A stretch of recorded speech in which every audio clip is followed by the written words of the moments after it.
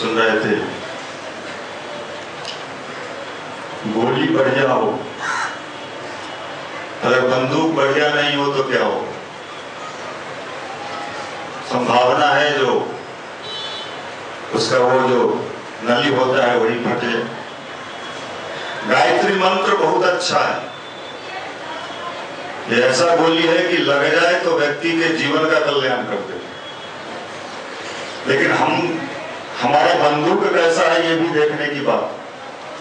हम जिस जिह्वा से गायत्री मंत्र करते हैं 20 मिनट, उसी जिह्वा से दिन भर कितना चीज कर जाते हैं, कितने लोगों को गिरा देते हैं। और हम चाहते हैं कि गायत्री मंत्र का लाभ हमारे जीवन में हमें मिले। आप एक तरफ तो कहते हैं कि हम जिस युग में जन्मे हैं वो हम विज्ञान के युग में जन्मे हैं और विज्ञान की भाषा हम मानते हैं। दूसरे तरफ अपने जीवन में बिल्कुल आप नकारते हैं कि हम विज्ञान को मानते ही नहीं हैं।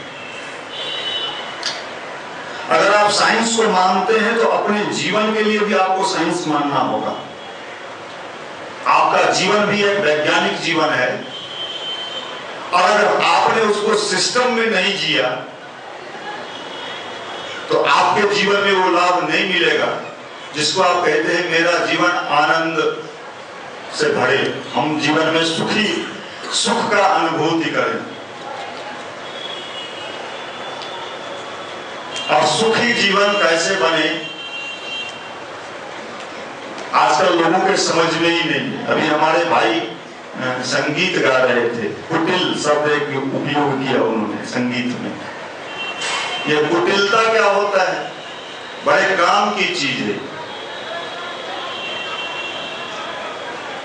लंका में, पूरे लंकापुरी में कुटिल लोगों का संख्या बड़ा भारी था। कुटिल, ये कुटिल आदमी देखने में तो बड़ा खूबसूरत लगता है, वेशभूषा भी उसका बड़ा स्मार्ट होता है, पर्सनैलिटी भी सुंदर होता है, लेकिन होता है कुटिल। अब किसी डॉक्टर के पास जाइए और कहिए डॉक्टर साहब समस्या ये है, सब तो ठीक है लेकिन मेरा जो चचेरा भाई है बड़ा कुटिल है, उसका कुछ दवाई है तो बताइए। मेडिकल साइंस यहाँ फेल हो गया।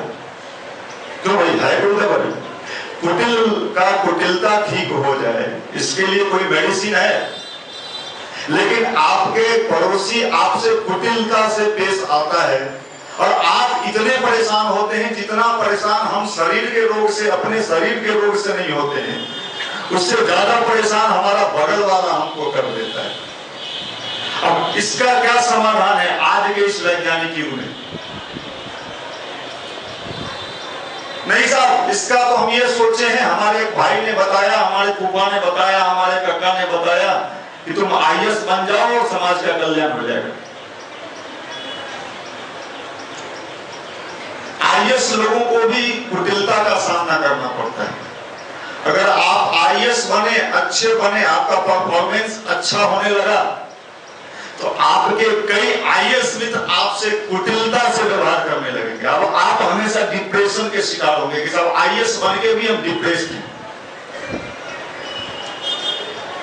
इसका समाधान कहां है? हम ना चाहते हुए भी दूसरे की तरक्की को देख के ईर्ष्या से भर जाते हैं। क्यों भाई? ईर्ष्या बड़ा सुंदर चीज है। ये ईर्ष्या के बारे में गुरुदेव ने लिखा है कि ईर्ष्या वही चीज है जैसे दीमक क्या करता है, भीतर खोखला कर देता है, उसी तरह ईर्ष्या मनुष्य को खोखला करता है। अब ईर्ष्या का समाधान कैसे करें? इन्हीं सारी चीजों का समाधान मिलता है अध्यात्म से। लेकिन अध्यात्म भी लूला और लंगड़ा हो गया है। अध्यात्म का मतलब हमने सोचा सावन का महीना है, कोई भोला बाबा कहीं बैठे हुए हैं जब घर में, और जगह तो नहीं जाते आते हैं, वहीं लगता है आजकल रहते हैं ज्यादातर।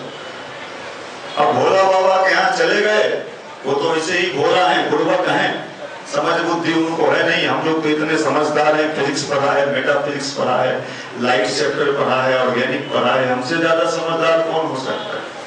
वो तो बेवकूफ हैं, बस एक लोटा जल खाली लेते हैं और जो जो मन में बात है कह दीजिए, कुछ दूर पैदल चलना पड़ता है, बस आपका काम हो जाता है। जब हमने अध्यात्म को इतना लूला लंगड़ा अपंग बना दिया और उस अध्यात्म के ज्ञान से हम इस राष्ट्र को फिर से दुनिया का जगत गुरु बनाना चाहें तो संभव नहीं। वो भी ज्ञान कभी लाभ दे ही नहीं सकता है जो व्यक्ति के जीवन में देना चाहिए। गुरुदेव ने इसलिए कहा कि बेटा अध्यात्म नगद धर्म है और इससे उसी तरीके से मिलता है जैसे वो और काटो। कैसे इसको ठीक किया जाए, इसी के लिए हम लोग यहाँ बैठते हैं। अपने को कैसे अच्छा बनाया जाए,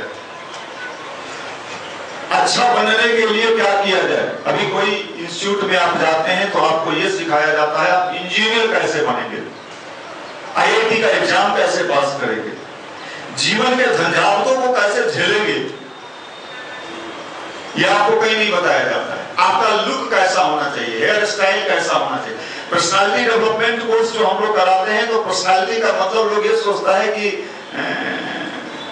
हमारा वेशभूषा कैसा है, हमारा टी शर्ट कैसा है, हमारा हेयर स्टाइल कैसा है। माफ कीजिएगा, ये तो बाहर वाला मामला है। पर्सनालिटी कभी बाहर नहीं हो सकता है। बाहर तो 1000-5000 रुपया में आप बढ़िया बना लीजिएगा। आजकल तो ऐसा ऐसा सर्जरी आ गया है।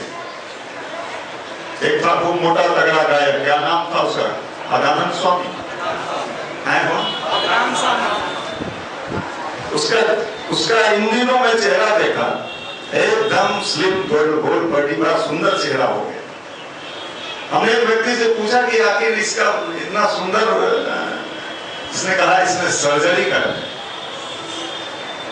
साइंस का चमत्कार देखिए, बड़ा सुंदर हो गया, नहीं तो अट्टा कट्टा इतना मोटा। अब आप देखिए साइंस ने क्या कर दिया। साइंस का चमत्कार क्या है, उसके बाह्य आवरण को बदल दिया, ये साइंस का चमत्कार है। लेकिन उसके अंदर वाले चीजों को बदलने की ताकत आज के जमाने में किसी साइंस के पास नहीं। हमारा ना चाहते हुए भी मन ऐंठने का करता है। अब भाई देखिए हमारे बीच ये लोग अभी सेकेंड ईयर में हैं, थर्ड ईयर में जाएंगे, शशांक जी बैठे हैं। हमें इनसे पूछे कोई ऐसा चैप्टर है कि नहीं आपके मेडिकल साइंस में कि साहब ना चाहते हुए अगर हमारा मन ऐंठने को करे तो कुछ ऐसा उपाय है जो दवाई खाने से, तो कहेंगे एक दवाई तो है, अगर वो दवाई आप खा लीजिए तो आपका मानसिक स्थिति थोड़ी देर शून्य हो जाएगा, आप समझने सोचने की स्थिति में नहीं रहेंगे और आपका ठीक है। पागल लोगों को जो दिया जाता है, मेंटल डिसऑर्डर लोगों को, ये है इनके पास, यही है। इसमें समाधान ढूंढना है और जीवन को सही में सफल बनाना है और खुशनुमा बनाना है तो अध्यात्म के वैज्ञानिक पहलू को समझना होगा। और ये इतना लाभ दे जाएगा कि आप हमेशा मस्त रहेंगे, दूसरे लोग त्रस्त रहेंगे और आप मस्त रहेंगे। मस्ती का जो फार्मूला है, मैं खुल के बात करने में विश्वास करता हूं। आज का नौजवान, अभी हमारे भाई नीतीश जी से बातचीत हो रहा था, बातचीत का कुछ शब्द ऐसा था जिसको सेंसर लगा है, बोल नहीं सकते, लेकिन बड़ा अटपटा बता रहे थे कि कहीं ढोला पुस्तकालय में गए तो एक लड़के ने कुछ ऐसा शब्द कहा जो वो माइक से नहीं बोल सकता। तो आप, हमने पूछा आज का जो ये नौजवान है जो कहता है कि मैं सेक्स में विश्वास करता हूं, सेक्स, मैं आपसे पूछना चाहता हूं क्या सही में आप सेक्स में विश्वास करते हैं? कहां है आपका सेक्स? पहले के राजे राजवाड़े 4-4, 5-5 शादी करते थे। अभी मैं आपका औकात दिखा रहा हूं, जैसे दर्पण में आपका चेहरा दिखाया जाता है कि देखो तुम्हारा मुंह कैसा है, ऐंठ तो रहे, तेरा चेहरा तो ठीक होना है। मैं आपका चेहरा आपको दिखा रहा हूं और मैं कुछ नहीं, मुझे प्रवचन तो आता नहीं। आप सेक्स की बात करते हो और बड़ा ही रोमांटिक हो जाते हो, क्यों भाई? पहले के राजे राजवाड़े 4-4, 5-5 शादी करते थे और सारी पत्नियां संतुष्ट रहती थी। आजकल तो एक शादी निभाना बड़ा डिफिकल्ट टास्क, बड़ी साधना पथ है, डगर कठिन है पनगत वाला हो, यह राह नहीं है फूलों का। सारे पढ़ाई, सारे सिस्टम वहां फेल कर जाते हैं, सारे पढ़े हुए नहीं साहब, ये तो पीएचडी है, अरे वहां का ककारा भी सीख लो तो वो पीएचडी का बराबरी वाला मामला है।